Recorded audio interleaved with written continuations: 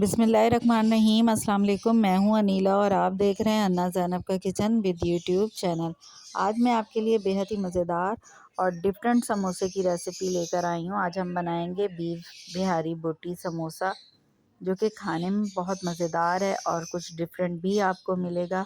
आप इसे रमज़ान के लिए भी बनाकर 1 से 2 मंथ के लिए फ्रीज़ कर सकते हैं। बनाने बेहद आसान है, तो चलिए रेसिपी देख लेते हैं इसे कैसे बनाया है। बिहारी बोटी बनाने के लिए मैंने लिया है 1.5 टेबल स्पून भुना हुआ बेसन लिया है।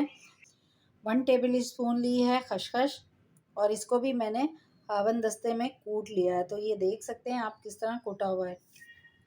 हाफ़ टी स्पून लाल मिर्च, हाफ़ टी स्पून कश्मीरी लाल मिर्च, हाफ़ टी स्पून ज़ीरा पिसा हुआ, 1 टीस्पून धनिया पिसा हुआ, 1 टीस्पून नमक या हस्बे ज़ायक़ा, या 1 टीस्पून ही मैंने पिसा हुआ गरम मसाला लिया है, जो कि मेरा होममेड है। ठीक है, ये सब मसाले हम डाल देंगे इसमें गोश्त में।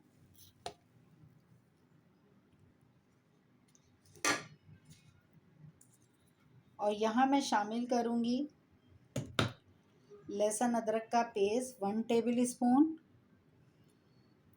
क्योंकि ये बीफ है तो हम इसमें ज़्यादा ही इस्तेमाल करेंगे, भरकर इस्तेमाल करना है। और 2 टेबल स्पून मैं इस्तेमाल कर रही हूँ इसमें पपीता। ठीक है, और इसको अच्छे से मिक्स कर लेंगे।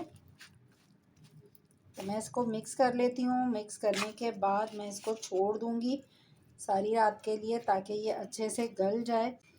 तो यहाँ देखिए मैंने इसे अच्छे से मिक्स कर लिया है। तो सारे जो मसाले हैं इसमें अच्छे से रच गए हैं। हर बोटी जो है वो कोट हो चुकी है। अब मैं इसे इस डब्बे में भर के रख दूँगी फ्रिज में। तो ये देखिए मैंने इसे रख दिया है। अब मैं इसे फ्रिज में रख दूँगी, ओवरनाइट छोड़ दूँगी, ताकि ये अच्छे से नरम हो जाए, तैयार हो जाए। फिर इंशाल्लाह हम इसकी कुकिंग करेंगे। कढ़ाई ले लेंगे। अब इसमें मैं शामिल कर रही हूँ ऑयल। बहुत ज़्यादा ऑयल शामिल नहीं कर रहा, तकरीबन हमें 2 से 3 टेबल स्पून ही इसमें शामिल करना है। अब साथ ही इसमें ये मैं गोश्त शामिल कर दूँगी जो हमने मैरिनेट करके रखा हुआ था। अब आपने इसको रखना है हल्की फ्लेम पर, ठीक है, पकने के लिए। और यहाँ मैं 2 से 3 टेबल स्पून जो है दही शामिल कर रही हूँ। एक बार अच्छे से मिक्स कर लें, अच्छी तरह से मिक्स कर लें। बोटियाँ आप छोटी ले लें तो ज़्यादा बेस्ट है। अब मैं इसे पकने के लिए रख दूँगी धीमी आंच पर, ताकि ये अच्छे से गोश्त गल जाए। और मैंने इस फ्लेम जो है वो दम वाली आंच रखी हुई है, ताकि ये आराम से पक जाए। तो वक्फे वक्फे से मैं चम्मच चलाती रहूँगी, बीच में इसको ऊपर नीचे करती जाऊँगी, ताकि हमारा गोश्त भी ना जलने पाए और ये अच्छे से पक भी जाए। तो चलिए चेक कर लेते हैं।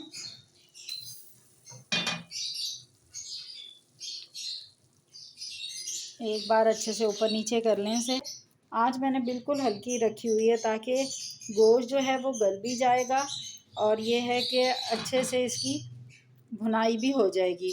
तो वापस से इसे रख देते हैं और कंप्लीट पानी इसका जो मसाला है खुश्क हो जाएगा और ऑयल जो है वो बिल्कुल सेपरेट हो जाएगा और मसाला भुन जाएगा। तब तक मैं इसको पका लेती हूँ और वापस से अभी बीच में ढक देती हूँ। चलिए वापस से चेक कर लेते हैं। तो माशाल्लाह से देखें हमारा ये जो बिहारी बोटी है ये भी तैयार हो गई है और इसका मसाला भी खुश्क हो गया है और बीच में जो बोटियां थी वो भी हमारी गल चुकी हैं। ठीक है, अच्छा अब मैं फ्लेम कर देती हूँ बंद और बीच में थोड़ा सा स्पेस बना लेते हैं हम और इसको गोश्त को अच्छे से इस तरीके से फैला देते हैं, ताकि इसमें स्मोक आ जाए। तो यहाँ मैं फ्लेम बंद कर देती हूँ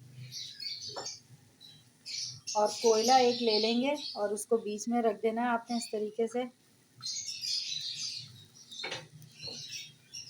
और इस पर थोड़ा सा हम ऑयल डाल देंगे ताकि स्मोक आ जाए। ये ऑप्शनल है, आप चाहें तो आप स्मोक दे सकते हैं और नहीं पसंद हो तो आप स्किप भी कर सकते हैं। तो 10 मिनट तक मैं इसको इस तरह छोड़ दूँगी।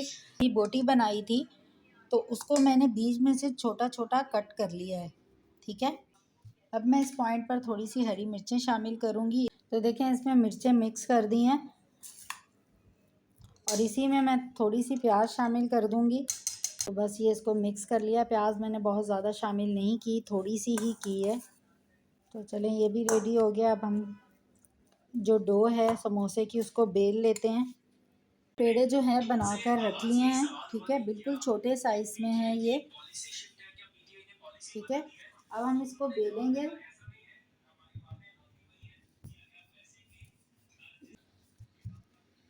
तो ये देखें एक ही साइज़ में मैं सारे बनाती जा रही हूँ।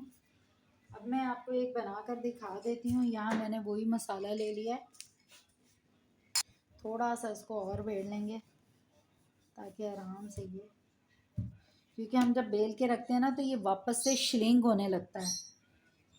तो अब हम रखेंगे इसमें बिहारी बोटी, जितना आपको पसंद हो फीलिंग आप इतनी भर दें, बहुत ज़्यादा भी नहीं भरिएगा, बस समोसे के हिसाब से हमने इसको भरना है। पानी लगा लें किनारों किनारों पे ताकि ये अच्छे से स्टिक हो जाए।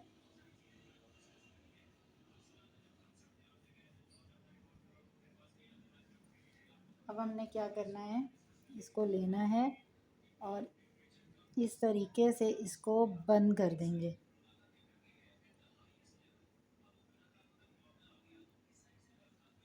इसको भी इस तरीके से बंद कर दें।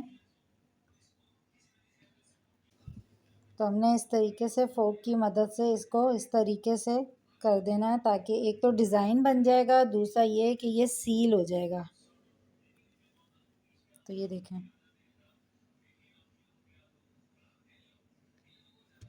थोड़ा सा इधर से भी इस तरह कर दें, दोनों तरफ से इस तरीके से दबा दें। तो ये देखें हमारे जो समोसे हैं वो तैयार हो गए। इसी तरीके से मैं इसको भी कर लेती हूँ दोबारा।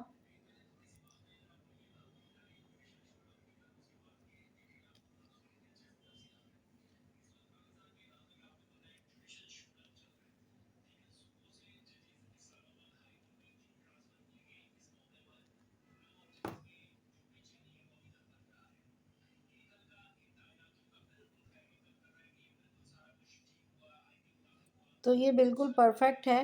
तो मैं इसी तरीके से ये बाकी भी तैयार कर लूँगी और फिर आपको इसकी फ़ाइनल लुक दिखाती हूँ।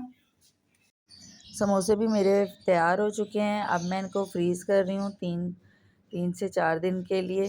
तो यहाँ एक बात का ख़्याल रखिएगा, जब भी हम इस तरह समोसे रखते हैं फ्रीज़ करने के लिए तो इस तरह मैदा डस्ट करके रख देते हैं, तो ये है कि ये ट्रे के साथ या किसी प्लेट के साथ चिपकते नहीं हैं। जब आप निकालते हैं फ्रीज़ किए हुए छुटाने लगते हैं तो वो जो डो होती है वो चिपकी होती है, जिसकी वजह से समोसे टूट जाते हैं।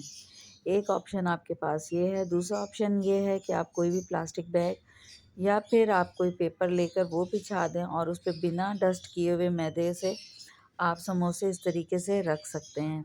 तो मैंने इसे ट्रे में ही रख दिया था, तो इस तरह मैदा डस्ट करके आपको दिखा रही हूँ। जब आप इसे फ्रेश फ्राई करने लगें तो आपको किसी भी मैदे से डस्ट करने की ज़रूरत नहीं है।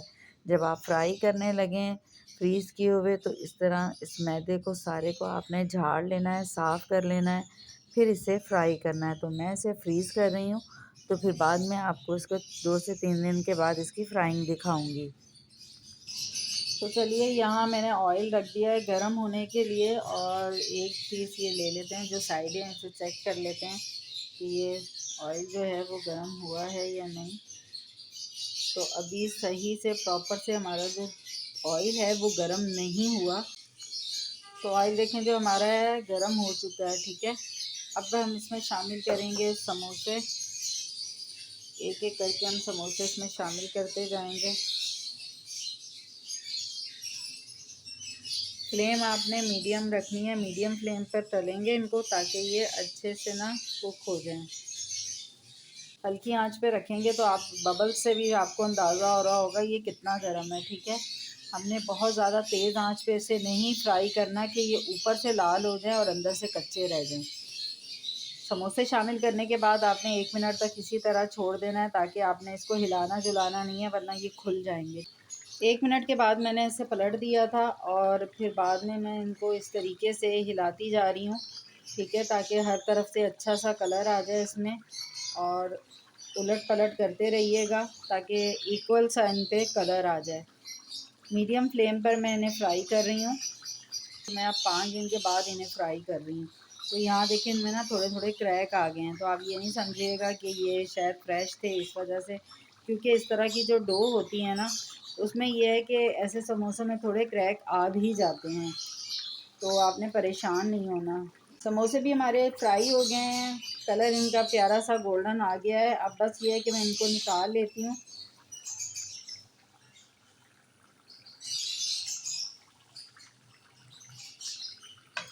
दम वाली आंच कर दी है मैंने अभी ऑयल की, क्योंकि अब बाकी जो समोसे हैं हम इन्हें भी फ्राई करेंगे, तो जब तक है टेम्परेचर थोड़ा ऑयल का कम हो जाए, वरना ये है कि हम जैसे ही डालेंगे तो ऊपर बबल्स आ जाएंगे उस समोसों पर और वो बिल्कुल अच्छे नहीं लगेंगे, ऊपर से फ़ौरन से ब्राउन हो जाएंगे और अंदर से वो कच्चे रह जाएंगे। थोड़ा सा टेम्परेचर कम हो जाता है तो मैं बाकी समोसे भी इसमें ऐड करती जाऊँगी। यहाँ ऑयल का टेम्परेचर भी लो हो चुका है, अब इसमें समोसे डालते जाएंगे।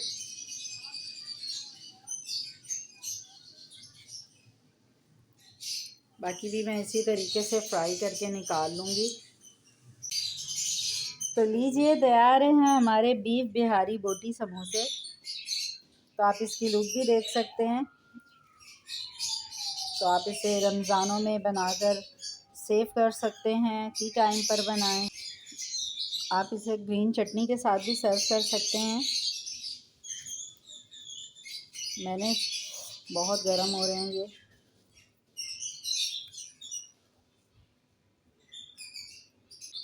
तो कैसी लगी है आज की रेसिपी आपने कमेंट बॉक्स में मुझे ज़रूर बताना है। इसी तरह आपसे मज़ीद किसी समोसे की रेसिपी के साथ हाज़िर होंगी। दुआओं में याद रखिएगा। और अभी तक आपने मेरे चैनल को सब्सक्राइब नहीं किया तो कर लीजिए, ताकि मेरी आने वाली हर नई वीडियो का नोटिफिकेशन सबसे पहले आपको मिले। इंशाल्लाह ताला किसी नई रेसिपी के साथ हाज़िर होंगी। दुआओं में याद रखिएगा। तब तक के लिए अल्लाह हाफ़िज़।